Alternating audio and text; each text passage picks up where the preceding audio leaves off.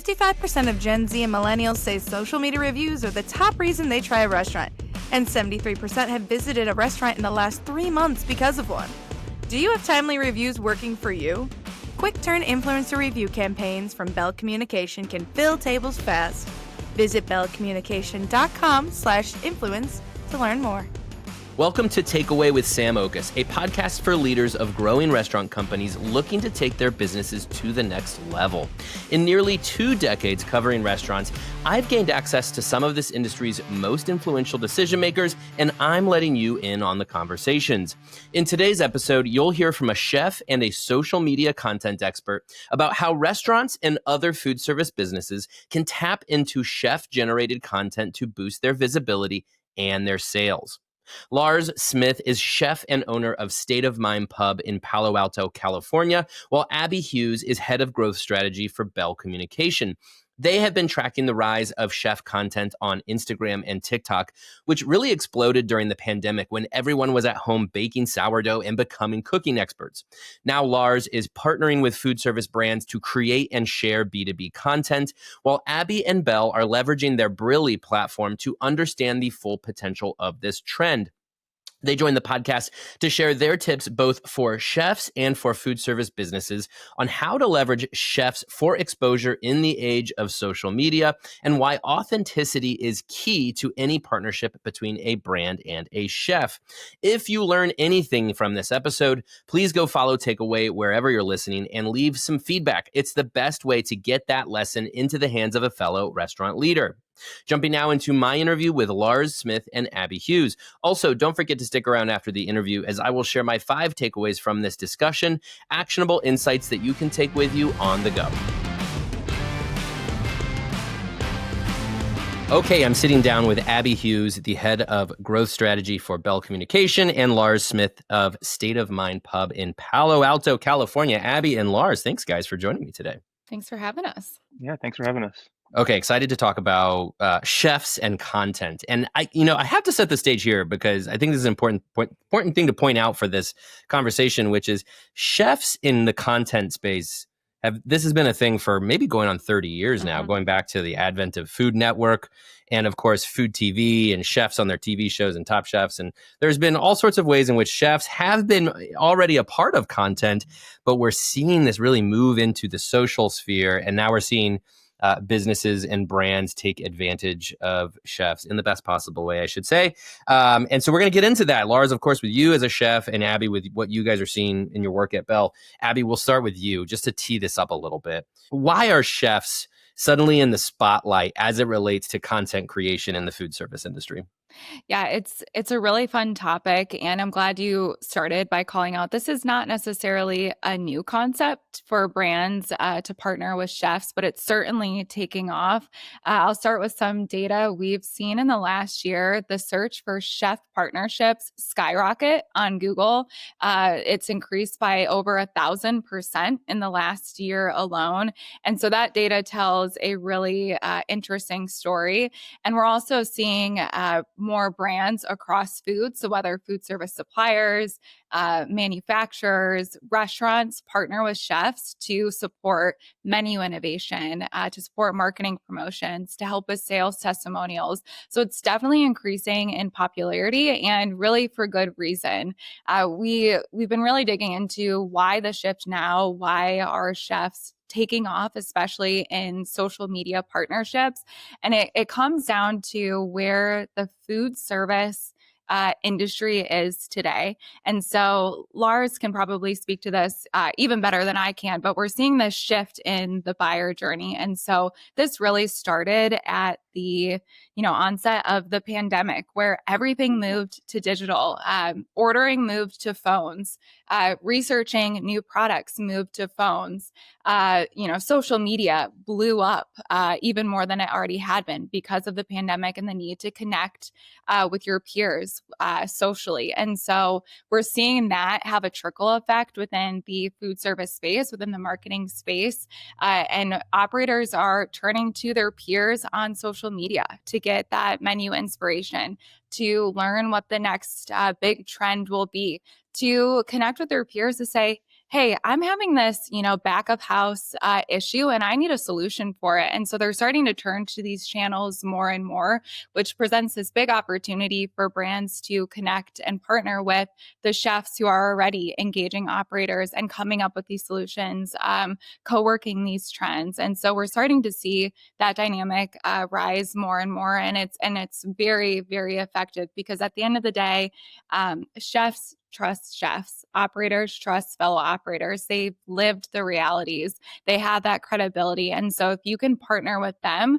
to share how your product can support menu innovation, can support back of house solutions, whatever that might be, you really have a leg up in today's market.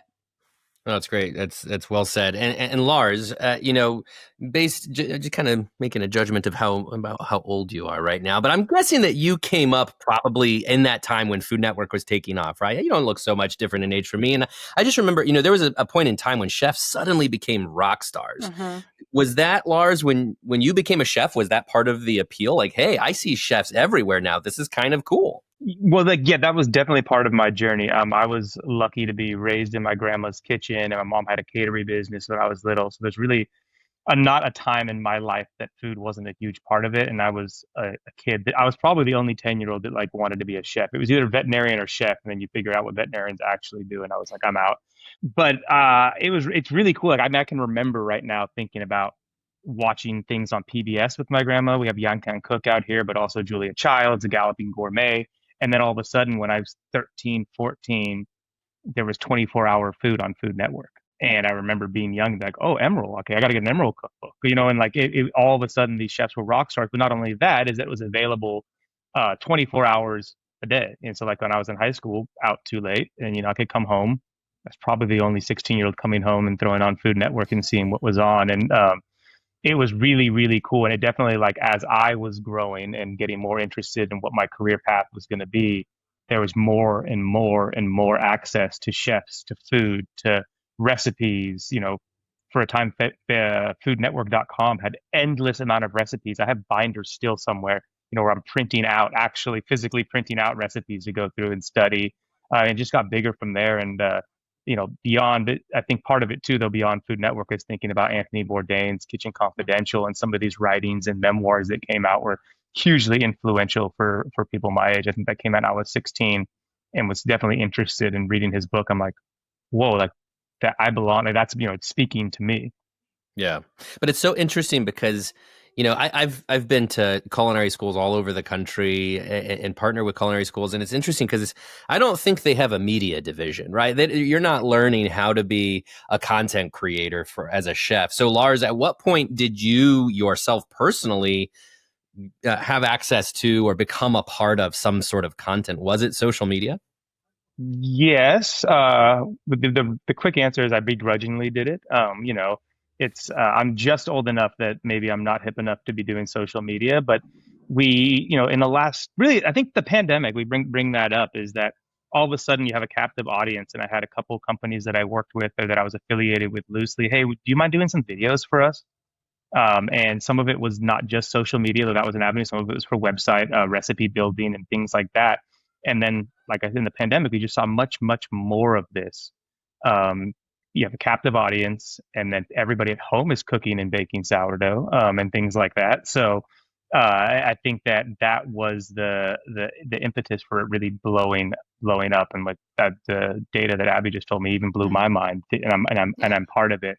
But that's when I kind of got a little bit more serious about that, and then even more so, really, in the last 2 or 3 years, we've really started to leverage social media for my business and some of the businesses that I've worked with. It's become a lot bigger, and I've been more involved. Yeah. Abby, give me some examples of sort of real world applications of a chef creating content for a brand. Because again, we've talked about this from the perspective of, and Lars, I'm sure you've done your own content for yourself as a chef, but really for the conversation here is talking about really how chefs can become sort of this ambassador for other companies. Abby, Tell us a bit more about that. What are some sort of real world applications that you've seen of chefs becoming ambassadors for other brands? Absolutely. And I want to touch on something that Lars had mentioned about he started to have, followers who were from, his peer network, but also people at home and people engage. And so I think that's something that's very unique about chefs who are also content creators. You have one set of their audience who, again, are those peers who, so if you're a food service supplier, manufacturer, trying to reach operators, well, that's a great way to engage with them. But then you also have the at-home audience who Lars probably has people who, are patrons to his restaurant following his content to see what's next, what the next menu item is going to be. We have chefs who are those renowned for being on Top Chef or some of these, James Beard recipients. And so the everyday consumer is following them for recipe inspiration and at-home tips. And so you have this dual audience that is really powerful and unique to chefs. And so I bring that up because there's many applications for how brands can use it, whether you're a QSR who is looking to level up your menu and partner with a chef who can bring potentially global inspiration to your menu for an LTO to help drive traffic.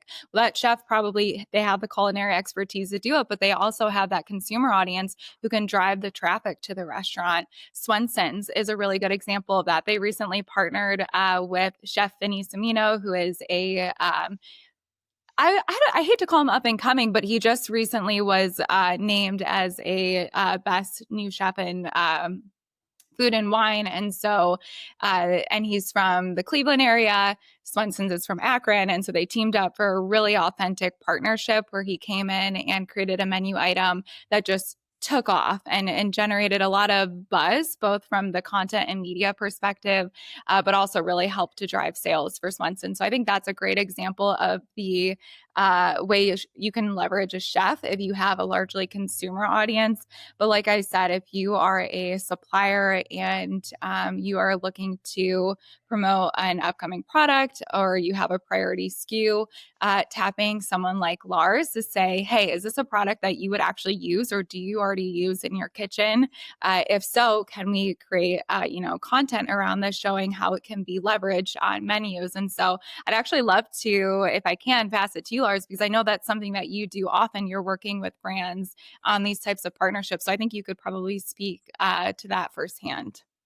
Yeah, and I would have to say that I really did need some coaching on that with some of this first stuff because for me, I'm thinking social media and what we do in my business, and I would say some of the first content I was putting out, and we were doing collaborations, not my personal content. When we started doing this business to business, I didn't understand it, to be completely frank. And I sat in the pre-meetings, I read the documents, but I didn't totally understand that they were asking me that this wasn't towards everybody, or this wasn't towards home chefs or my customers, or really we weren't necessarily even shooting to market products that everybody could get, which that really was like something that I had to think about the audience. Or before, when I'm doing my personal social media for the business, it's kind of just like, here's what we're doing, this is cool, come check it out, or here's this cool tip or trick.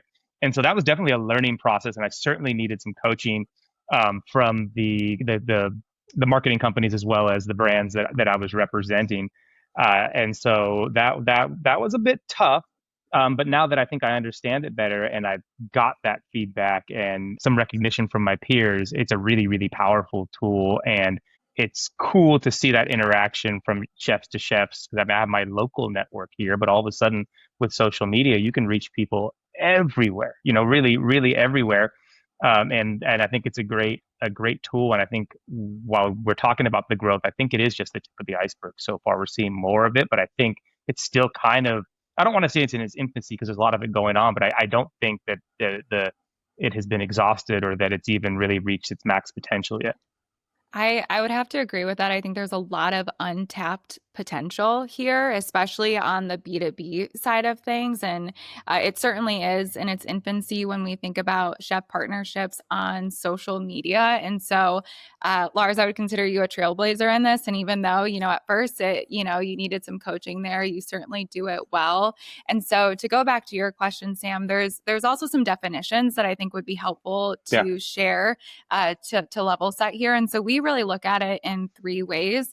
There is the chef influencer partnership, where that is, you can consider that similar to if you were partnering with a foodie influencer or more of a lifestyle influencer. It's primarily on social. It likely has a shorter term campaign, and it's going to be focused on something very specific. So they're creating a set number of deliverables for you. Maybe it's a few reels on Instagram. Maybe then the company can use those Instagrams on their own channels, but it's a pretty confined one-off type of campaign.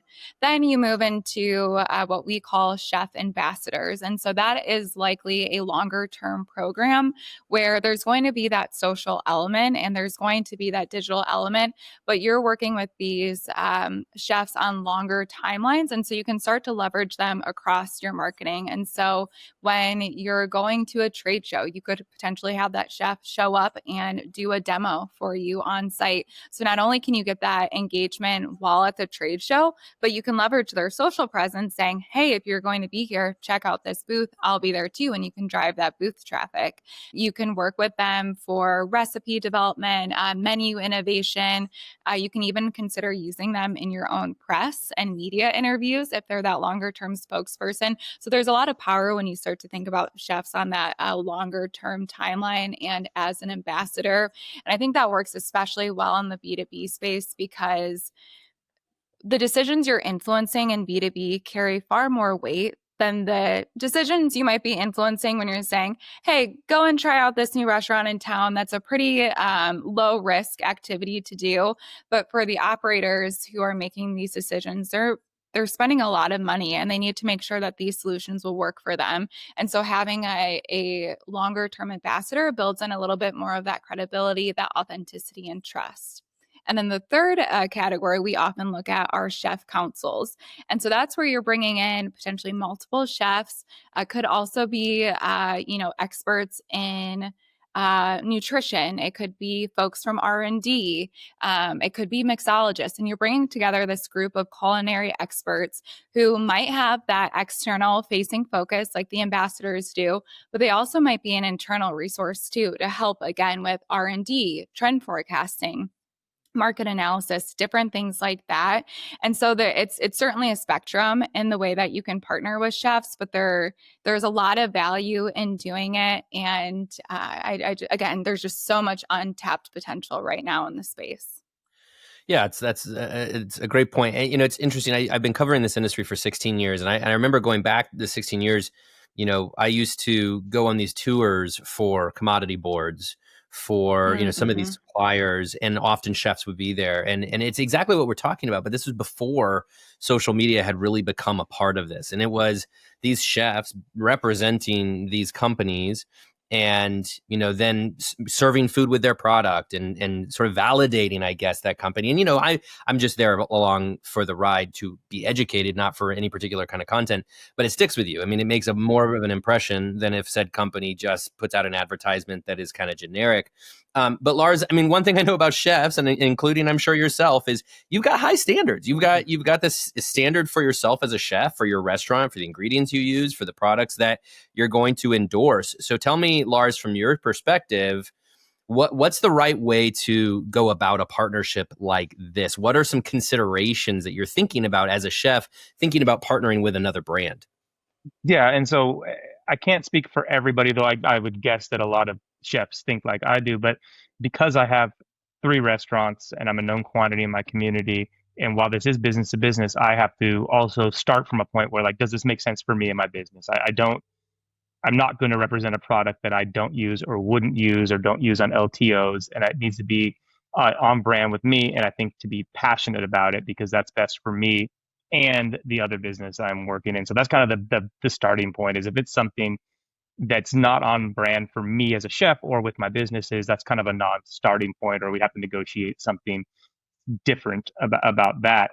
And then going forward is that authenticity and being honest is really, really important for me, because once I start, if I've started kind of hawking things that I didn't use or they just weren't on brand, what is that going to do to me or my business? And ultimately, being an ambassador is fun, and it's also educational for me. I'm learning about more things, getting more involved, and I can pass that on to my guests, which is not part of this, but like that's an added benefit as a chef to doing it. And so I think making sure that you're aligned with the company that you're working with, because you're going to get the best content out of that, but you're also not going to cheapen your personal or business brand. And so I think that that's a really good starting point. And if the whole point of this is authenticity and that chefs are going to listen to chefs and we can share tips, tricks, product hacks, and all of that, it has to come from a place of honesty and products that you actually use or do use in your restaurants. And now, Lars, you mentioned before, there's some direction that you're given when you're in a partnership like this. Your partner is going to say, "This is what we're looking for. This is what we want." But I am curious from your perspective. Well, A, what kind of content has worked best for these kind of partnerships that you've done? But also B, how do you bring that special Larsness to it? Because you want to still kind of be true to who you are. So how do you kind of bring that to something that even if you're given some direction, you can make sure you're kind of authentically yourself? Yeah, so I mean, I listen, right? This is a job also, right? It's outside of my work, but my boss, if you will, or the people that I'm working with need to be happy, right? But I also need to be authentic to myself. So, we listen, we talk about what works. And for me, early on, I'm like, okay, this is big production. We're going to create this, and I'm going to make something new and novel. And that was a little bit more difficult, more time consuming on my part, and we didn't always we ended up with good content, but maybe not the best content. So as time's gone on, I've really tried to listen to what the company wants, or what they're looking for, and then I take a little bit of time. Okay, what are we doing in my restaurants right now? What have we done? And try to make sure that it's not a one-off that you're never going to see me make again or see in my restaurants, and try to figure out where does it bridge together for what we're already doing in the restaurants or something that I have done, and create content that way. And so that it's leveling up the authenticity, not necessarily one-offs. And, and there's, I wouldn't say gray areas, but like yeah, maybe we don't offer this right now, but it's something we would offer. I say, hey, I'm recipe or menu testing, which is completely honest. I'm always, looking for new things. Or, hey, I'm thinking about this, and making sure that it fits within my brand. If that's the appeal to the company, is working with a chef that's authentic, it needs to be something that I could want to do in my restaurants or have done. Yeah. Abby, I'm curious about from your perspective too, the kinds of content that you see in partnerships between brands and chefs, and what you guys seem to think works the best in those partnerships. Yeah, I love, Lars, that authenticity is at the core of how you approach partnerships. And that's really key to any partnership, whether you're working with a chef or if you're more on the B2C side. And I think if you have that piece and you have that natural alignment of, I would use this product or I do use this product, well, then good content will follow. And so when we're working with brands, we like to align with them. Okay, what are the goals of this partnership? Is it to drive trials? Is it to get people to sign up for rebates or sampling kits? Is it just an awareness play, and we just need to get in front of more people? And so really determining what the goals are, and then being able to brief our partners on those goals so they're also set up for success. Understanding, okay, here are the key messages that the brand would like included in the campaign, but then passing it over to the chef and saying, what are your ideas? Giving them that creative guardrails, but saying, we want this to be authentically you. We want this product to show up exactly how you would use it in real life. And so I think that is critical to any campaign. But then more specifically to content types and formats, we're seeing that Reels, Instagram is a really strong platform for chefs. We're finding that's typically where we see the most success right now. Will that change? It probably, but we're seeing Instagram is often a really good platform to reach other chefs, and Reels and video content where you can get the sizzles captured or the cheese pulls on video, and you can go in a little bit more of that longer form conversation that can be educational. It could be helping other chefs level up their skills, or it could just be an enticing video that shows off the product too. That format is typically what works best, and then can also then be packaged up and reused on the brand's own channel. So I think when we're talking content, it's important to think about what works best natively on the chef's own channels, but then how can that content be repurposed and amplified across the brand channels? Because you're going to get way more out of a partnership if it's showing up on the brand's website, if sales is using it in their outreach when they're trying to reach operators. There's just a lot of life from video content, and it's important to think about all of that when you're developing it in the first place. So I think this brings up a good question, which is around goal setting and ultimate, success or perceived success of what a campaign like this would look like. Because Abby, I've had this conversation with you and your team before, which is I'm in the same boat here, which is our publication's a B2B publication. When we do content on social media, of course, our core audience is a business audience. Social media, though, that is everybody. You just got everybody's out there. You're just kind of shooting it out into the void and seeing what happens. Of course, there's ways to, target, but similar thing here, which is, let's say Lars partners with a company that wants him to, promote their product. He puts something out there on social media, but that company ultimately wants to partner with a very specific type of person and not your typical consumer. And Lars, I'll come to you in a second because I know you have some real world examples of things you've done. But Abby, just to look at this from more of a broad perspective, what should the ultimate goal of a campaign be like this? How can a B2B company find success by leveraging a chef in the social content? Good question. I'll start with two comments. One, B2B buyers are people too, and that sounds silly, but it's true. And I think that principle is often forgotten in any form of B2B marketing. Operators are scrolling on Instagram after a long shift, just like we might be after a long day at work. And so they're curating their own feeds to specialize in their interests, and their interests are probably food and, again, connecting with other chefs and operators. And so I think that's really important to consider.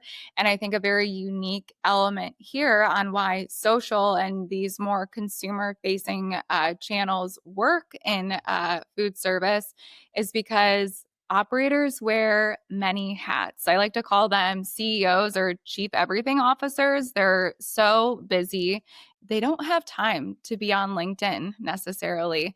They also don't really have time for salespeople coming in and trying to pitch them in person anymore. That we're also used to our phones, that they would prefer that self-led research. And so once you can recognize those behavior shifts and the reality of how people consume today, testing out channels like Instagram and even YouTube and some of these more traditionally consumer platforms becomes a lot less scary. And so I would just give that advice first of like lean into it, because that really is where people are going to consume content. But then when you are prioritizing social, what's also great about it is that you have the data to understand who you're reaching. For better or for worse, there's a lot of data out there on there of who is consuming what on social media. And so when you're determining who to partner with, you can ask them for demographic data on who is their audience. You can ask for more of that qualitative feedback. Who do you typically see engaging with your posts? What types of conversations are you having? And you can use that data to make an informed decision on whether that particular chef or chefs are reaching the type of audience that you need to be reaching. And it's interesting, Lars, I mean, you're on both sides of the aisle here because you're also an operator, right? So in some regards, you're also going to be on the other side where there is some company out there trying to sell you a product through a chef. What would get you as an operator? What kind of content would catch your attention and get you to buy something? It happens all the time. I was thinking about that, and I even think you'd ask me, oh yeah, my personal Instagram's my personal Instagram. And I'm like, well, not really, because I'm following Chef's Warehouse, Performance Food Group, and a lot of my vendors, but also a lot of the suppliers that supply to those distributors. And for me, loving to see the product, right? Getting ideas, the cooking, or at least the finished shot, and ideas about how to use different ingredients. and novel ingredients, things that I might not know exist on, I bookmark stuff on Instagram or Facebook. Oh, I've never seen that before. What? I gotta research that. And so, I know I've said authenticity a lot of times, but like, seeing a chef use a product and how they use it and what it looks like at the end is really engaging as for me as an operator. And sometimes it's as simple as maybe it's a product I know about, but they have a really cool collaboration and a plating idea, or even something that I didn't know about. Okay, I got to figure out how to purchase that, and you can message them right there. If we go back to the beginning of this conversation, we think about the sort of chef TV that came up in the 90s and 2000s. We got to this place where chefs were rock stars. We've got this swell of momentum now on social media where chefs are kind of picking up that same kind of reputation. I would argue that at some point we kind of hit peak chef on TV anyway. Yeah. And, I'm curious what the future of chef social media looks like. So if, Chef TV gave us Wolfgang Puck and Emeril Lagasse, in good ways, by the way, those are obviously great chefs. But it also gave us maybe one too many TV shows with chefs. Yeah. What is the version of chefs on social media that will have a constant presence in the life of both consumers and buyers, and not ultimately feel trite or tiring? Lars, from a chef's perspective, what do you hope will be the future of chef content on social media? Well, I hope that it remains positive and that it's exciting, but I think the short form, opposed to 30-minute or 45-minute TV shows and all of that, is that it can really be helpful and engaging for other chefs. Is that it doesn't have to be we're making 3 recipes from start to finish over an entire TV show. It's more, here's this really cool cheese that I started using on to finish a pizza, check it out. Or whether it's a dried mushroom product that we're using on there, and it's just, it can be catchier. I think it can be more specific and engaging, and it's shorter. It takes less of your time, and so being able to find those things and not having to sit down and watch a 30-minute show or an hour food competition or whatever, is that it's quick, it's useful, it's exciting, and I wouldn't, for better or worse, you can consume a lot more content on social media, and get a lot more ideas. And there's a search function. You're watching a cable television show. There's not a search function. I mean, we couldn't even rewind or fast forward, which blows my kids' minds when we were watching these things. What are commercials for the kids? Right? I can, with social media, you can read the caption right away. You can see who they're linking to. You can see, who is it cross-posted with, or who's the collaboration post. So you can see the chef, and you can immediately see who's the product behind it, or distributor, or what it may be right behind it. And so I think that's really exciting, and I'd love to see that keep going. Yeah. Abby, for you, looking into the future, what you guys see from Belle's perspective, I guess to reframe the question a little bit, Abby, would be, specific advice to any restaurant operators listening to this, and any, B2B companies listening to this. We have both in our audience, and, there's an application for both parties here in terms of using chefs within their content to promote their business. What is specific advice as we go into this very social media powered future? I want to answer your first question first, Sure, and then I promise I will answer the second one. But as Lars was talking, I was just thinking how there's this big rise and global inspired cuisine, and it's wonderful, and it's getting new cultures and new experiences in front of people all over the world.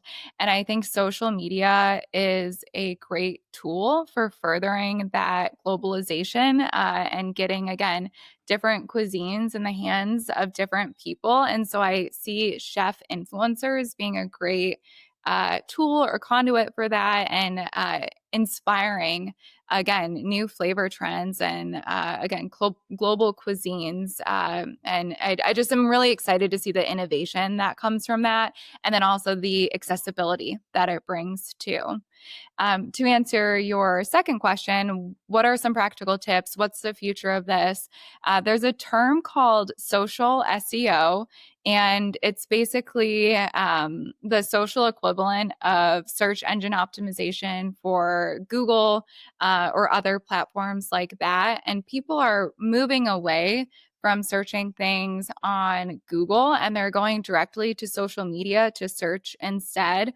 And so we're seeing it happen a lot with restaurants right now. And so instead of going to Yelp for restaurant suggestions, people in Nashville are searching best brunch in Nashville, and they're getting their recommendations that way, and they're seeing the reviews that way. And they're seeing far more visual reviews, which is often what really prompts people to get in the door. So I would say to restaurants specifically, do not ignore the power of social. Do not ignore what influencers can do for you on social, because that's how people are discovering restaurants today. If you're not investing in that, you are going to lose your market share. You're going to see the foot traffic hurt from that. And then from the B2B food service side, I would say same thing applies. People are still, going to be turning to social media to search for back of house solutions, innovative menu items, what the next latest menu trend or flavor trend is. And so you want to make sure that you're showing up as a source for that inspiration and a resource for these chefs and operators who are looking on social media for that. All right. I have to ask before we sign off, Lars, how can our listeners find you on social? Well, I'm on L Boogie Smith. That's my old DJ name. Different Lifetime is on Instagram and Facebook. And then we have 2 restaurant contests: State of Mind Public House and Pizzeria, State of Mind Pub, and then State of Mind Slice House, both on Instagram and Facebook. And through this business to business collaborations I've been doing, I'm an ambassador for company. We've doubled down. Just cool to hear Abby say that, as we kind of lightly did social media, but starting in Q2 of this year, we've doubled down and brought somebody not in-house, from out of house, that we're contracting to do social media, and we've seen great results for it. So through the process of business to business, we've realized that it's important for us as a business, just for my restaurants, to be doubling down on social media. So we have a whole program now that we're doing, which has been pretty cool, and a great, from the restaurant operator side, a great result of leaning into business to business. Now we're really taking it more seriously in-house as well. It's very good. And by the way, kudos to you for, again, having been a part of this industry for so long and seen so many chefs really get a leg up from those partnerships that they don't even know exist, or that those opportunities aren't even out there. Mm-hmm. Kudos to you for taking advantage of that. Abby, how can folks follow Bell on social media? We are, I would say, most active on LinkedIn, sharing educational resources, sharing the latest trends, sharing all about chef and foodie influencer partnerships. So that's Bell Communication on LinkedIn. I'm also very active there too. And so you can find me, Abby Hughes, on LinkedIn. And I would love to connect. I can geek out on this topic. So welcome the DMs to talk more. And I just really appreciate the time, Sam. Okay, Abby Hughes and Lars Smith. Guys, thanks for your time today. Really enjoyed talking with you about chef influencers. Thanks again. Thank you. Thank you. That was my interview with Lars Smith and Abby Hughes. So what should you learn from this interview? Here are my 5 takeaways. My first takeaway is that the industry continues to turn to social media for menu inspiration. Now, once upon a time, look, chefs have been popular for menu inspiration tips for a long, long time. And going back 20 years, we've had Food TV, Food Network, so many outlets for people to get content from chefs that inspires them with their menus. Of course, professional chefs also have culinary schools and cookbooks and so many other resources. But in the last 5 years especially, social media has exploded in popularity, of course, and that includes for chefs and recipe developers who are using these platforms to share their ideas, to generate recipes, and to get that out into the world. But the point I'm trying to make here is not just that, hey, chefs are on social media. The point is that the industry is there watching. So if you're a chef or a business owner or a restaurant owner or some other executive in the food service space that touches the R&D channel, you're probably following social media to look at trends, to get inspiration, to get ideas. And that has made social media really the biggest opportunity for menu developers to get ideas. That's why chefs are out here taking advantage. Chefs like Lars, they're coming out here saying, hey, we can create formal partnerships and generate content and have an influence for other restaurants and other industry members looking for that R&D inspiration. My second takeaway is that there's nobody better suited to inspire menu innovation on social media than chefs. Because, of course, look, influencers, we know that there are millions of influencers out there. Heck, kids these days want to be influencers. That's this super trendy, cool role to play, is when you have a huge audience on social media. There are a lot of people out there who are using that platform to cook food and show themselves cooking food, and they might be good at that too. But the fact of the matter is, a classically trained chef or a professional chef, they do it best. And with them coming into social media platforms like TikTok and like Instagram, they have the opportunity to really raise the bar on the kind of menu inspiration videos that they're going to share. Again, going back to COVID and everybody was on social media doing sourdough and looking for tips, now that you have everybody looking for that inspiration and chefs have that best knowledge to be able to share, this is really a match made in heaven. And obviously it democratizes R&D in a way that we've never been able to do before, because social media is free. And so long as you're following the right people, then you can get those that expertise. Now, what's so interesting that Abby pointed out in the interview is chefs have a dual audience that really makes this all key. On one hand, they have their consumers. They have the guests to their restaurants or the people who saw them on TV and are interested in them. You have the regular average people who are out there curious about food and following chefs. But then you also have, again, these industry members, whether that's R&D chefs, whether that's founders of restaurants, whoever that is, who genuinely needs help with recipe development and is looking on social media for that help. Then chefs have that audience too. Again, that makes a partnership between your restaurant or your food service business with a chef all the more potential because of that dual audience that they have. My third takeaway is that if you have a particular SKU you're trying to push, a chef can help. Now, look, I'll tap into my early days in my career just as an idea of what this looks like. I used to participate in the now defunct International Food Service Editorial Council. This was a great opportunity for us editors to plug in specifically with food service organizations like commodity boards and other vendors that are selling specific ingredients. And they always teamed up with chefs to prepare their food, prepare their ingredient, serve it to us, the editors, so we could see, hey, this is potential. This is something we could share in our magazine.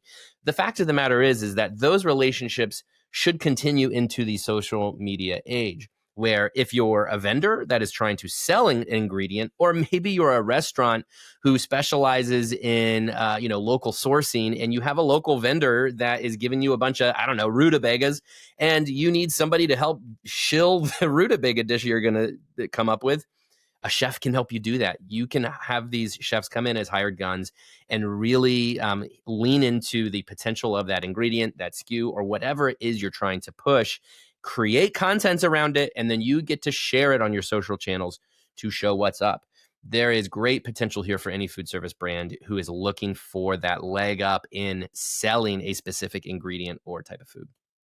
My fourth takeaway is that the best chef partnerships are those that are authentic. So going back to my rutabaga example, if you go out, hire just any chef to make a dish with your rutabagas that you put onto your social media so you sell more rutabagas, it's not going to be very helpful if that chef does not like rutabagas. You need a chef who really loves what you are trying to push. It needs to be an authentic connection where it's natural that the chef is inspired by what they're working with, and where the brand, finds a chef that is going to fit really naturally into what they are doing. It is obvious when that relationship is not authentic, when it feels forced, when it's like, oh, they just hired a chef to do a thing and the chef doesn't even look excited to be doing this.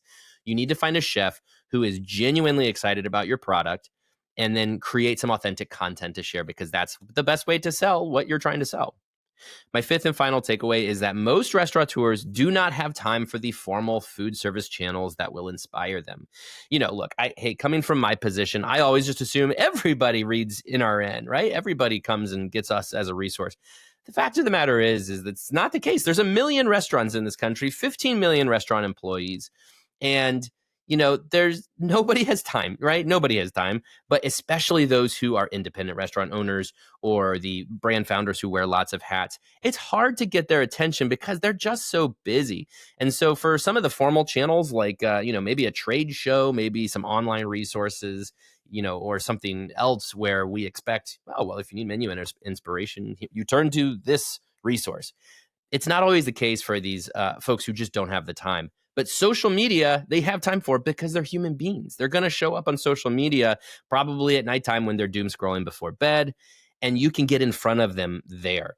So consider the fact that this is, again, the most democratic way, I think, to reach the audiences you're trying to reach, whether that's consumers or whether that's, other food service businesses.